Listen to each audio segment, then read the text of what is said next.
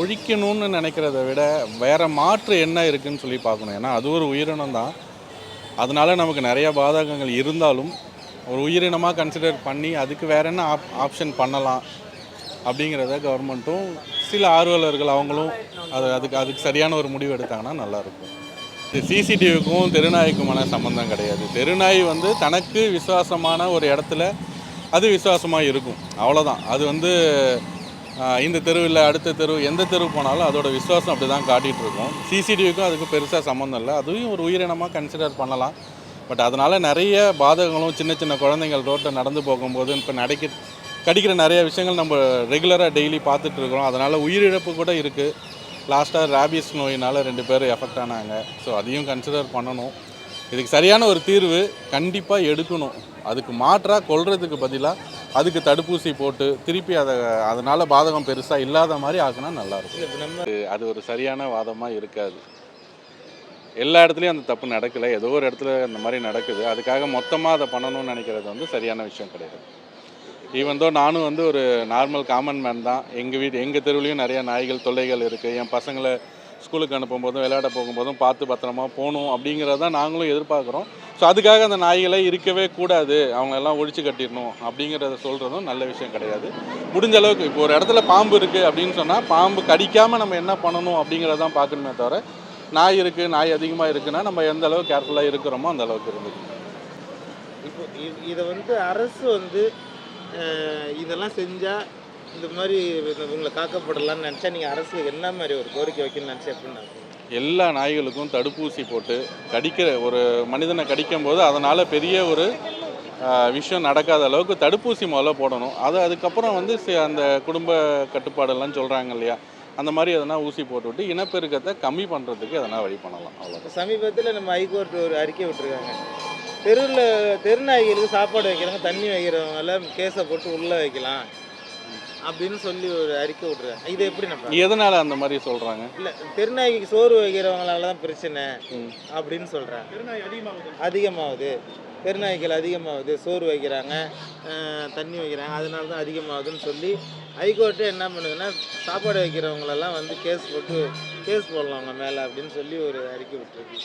சரி, அந்த மாதிரி எல்லாரையும் அப்படி பண்ண முடியாது. அது ஒரு சரியான விஷயமும் கிடையாது. எதுக்கு அந்த மாதிரி சொல்லியிருக்காங்கன்னு தெரியல. பட் அது தப்பான விஷயமா நான் பார்க்குறேன். தெருநாய்களுக்கு மனிதனுக்கு அவ்வளோ பாதிப்பு இருக்கா?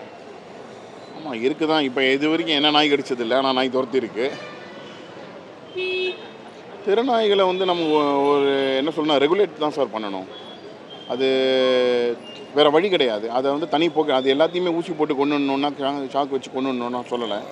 தனியாக ஒரு இடத்துல விட்டு ஏதாவது பராமரிக்கணும். அப்படி இல்லைன்னா தனி தீவில் அந்த மாதிரி தான் சார் பண்ணணும்.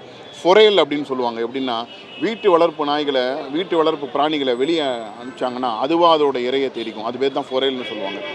எப்படின்னா நீங்கள் வேதாரண்யம் தாண்டி போய் பார்த்தீங்கன்னா கோடியக்கரை பக்கத்தில் நிறைய குதிரைகளாக இருக்கும். அதெல்லாம் டேம் பண்ணி உங்களுக்கு வண்டிக்கு பழக்கப்பட்ட குதிரை கொஞ்சம் உடம்பு சரியில்லாமல் வந்தது, அதுக்கப்புறம் அவங்களால் பராமரிக்க முடியாத குதிரைகள்லாம் அங்கே விட்டுருப்பாங்க. அந்த மாதிரி ஒரு இடத்த பார்த்து தான் அங்கே பண்ணணும். நீங்கள் வேறு வழி இல்லை. ஏன்னா எல்லாருக்குமே வாழ உரிமை இருக்குது, இல்லைன்னு சொல்லலை. ஆனால் ஹியூமன் இதில் பார்த்திங்கன்னா உங்களுக்கு வேறு வழி இல்லை. உங்களுக்கு மனிதர்கள் டாமினேட் பண்ணிட்டாங்க. அப்படிங்கிற பட்சத்தை குழந்தை உயிர் தெருநாய் உயிரோட முக்கியங்கிற மாதிரி ஆயிடுச்சுல, வேறு வழி இல்லை. அப்படின்னு நம்ம சொல்ல முடியாதுல்ல. தாக்குதலுக்கு உள்ளாக்குறாங்கல்ல, சின்ன குழந்தைங்கள்லாம் தாக்குதல் இல்லை. இதுக்கு முன்னாடி அந்த மாதிரி தான் எதுவும் நடக்கலைல்ல. இவ்வளோ ரேபிஸ் வரல இல்லை, அப்போது இந்தியாலேயும் வரல, தமிழ்நாட்டிலையும் வரல. அதையும் நம்ம பார்க்கணும்ல. இப்போ நாட்டு நாயின்னு தெருவில் வளரும் ஒரு காலத்தில்.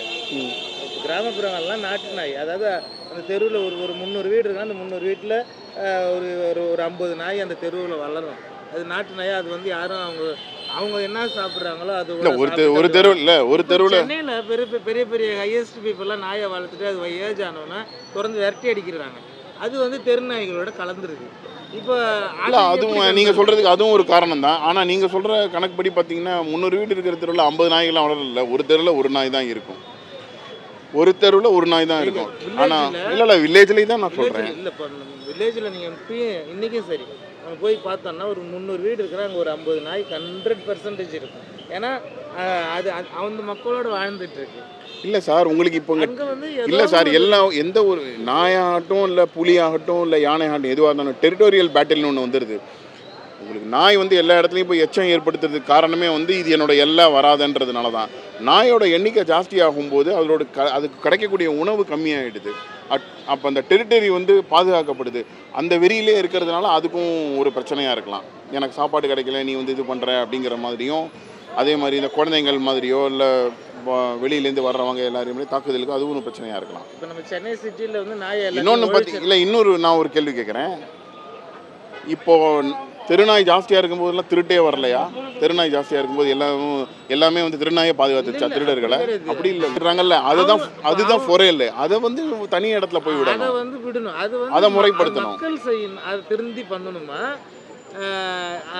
இல்லை பொதுவாக நம்ம நாய் மேலே குறை சொல்லணும்? மனுஷன் மேலே குறை சொல்லணுமா இல்லை நாய் மேலே குறை சொல்லணுமா? நான் அந்த மாதிரி விஷயத்தில் மக்களும் வந்து ஒரு விழிப்புணர்வோடு இருக்கணும். அரசாங்கமும் அதுக்கு உதவி பண்ணி கொடுக்கணும். ரெண்டுமே 50-50 அதை எடுத்துக்கணும். அப்போ தான் அந்த மாதிரியான பிரச்சனை ஏற்படும். இப்போ பிரச்சனைக்கு வந்து களைய முடியும். இது வந்து அன்பேரலல் கம்பேரிசன்.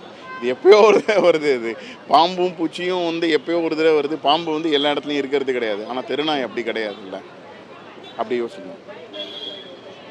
நம்ம ஒழிக்காததுனால நாய் எதை வந்து காப்பாற்றும், நாய் வந்து மக்களை வந்து எதிர்ட்டேருந்து காப்பாற்றுன்னு சொல்ல வரீங்க நீங்கள்? அப்படி எதுவும் கிடையாது. இல்லை, அவங்க அந்த குழந்தைய காப்பாற்றணும்னு நாய் கத்தலை. தன்னுடைய அதான் சொல்கிறேன், எல்லைக்குள்ளே இன்னொன்று வருது, அந்த மாதிரி ஒரு இது வருது, நம்மளுடைய எல்லையை வந்து பாதுகாக்கணுங்கிறதுக்காக கத்துறது தான் விஷயமே தவிர அது இல்லை. அதை நீங்கள் அந்த டாக் சைக்காலஜியை நீங்கள் வாழணும், மனுஷனும் வாழணும் சார். நான் ஆரம்பத்தே சொன்னேன், நாயை ஊசி போட்டு கொள்றதோ கரண்ட் வச்சு கொள்றதோ இது பண்ணுறதோ கிடையாது. ரெண்டுமே வாழணும், ஆனால் அது எல்லைக்குள்ளே இருக்கணும். அதுதான், அவ்வளோதான். பெருத்து போச்சுனால இதை பிரச்சனை. அரசாங்கம் இதுக்கு என்ன மாற்று கருத்து பண்ணலாம்னு நீங்கள் நினைக்கிறீங்க? ஒரு ஜென்ரல் கருத்து. ஒரு தனி இடம் தான் சார் வேணும். தனி தீவு அந்த மாதிரி, தனி ஒரு இடம் அந்த மாதிரி விட்டு வேற இடத்துல தீவு வாங்கி ஆமாம். உங்களுக்கு ஏன் சார் தீவு வாங்கணும்? அதான் சொன்னேனே சார், இந்த கோடியக்கரை பக்கத்துலலாம் சில இதெல்லாம் இருக்குது, இடம் இருக்குன்னு பார்த்தா அந்த மாதிரிலாம் கொண்டு விட்டுற வேண்டியதான். உங்களுக்கு அந்த மாதிரி எத்தனையோ வனச்சரகம் இதெல்லாம் இருக்குது சார். எல்லா நாயையும் எல்லா மருகமும் கொண்டுடாது சார். அதுவும் வாடுறதுக்கு இது வழிவகுக்கும். அதனால தான் அதுக்கு பரிணாம வளர்ச்சியில் அதோடைய உணவு முறைங்கிறது எல்லாமே மாறும். இங்கே வந்து பேப்பரையும் இதையும் பிஸ்கட்டையும் தின்னுட்டு இருக்குல்ல, ஆரம்பத்தில் என்ன சாப்பிட்டதோ அதை பண்ணிக்கிட்டு இருக்காங்க. அவ்வளோதான். வந்து ஓன்டு பை பீப்புள். நாய் எப்படி கிடையாது, தெருவில் எப்படி விட்டுறது. ஆனால் மாடை யாருமே தெருவில் விட்டுறாங்க, ஆனால் ஓனர்ஸ் இருப்பாங்க. அதுக்கு ஒரு டோக்கன் சிஸ்டம் மாதிரி ஏதாவது கொண்டு வந்தாங்கன்னா, நீங்கள் வந்தாங்கன்னா ரொம்ப ஜாஸ்தியாக பீனலைஸ் பண்ணாங்கன்னா அவங்க அதுக்கு மேலே விட மாட்டாங்க கால்நடைகளை.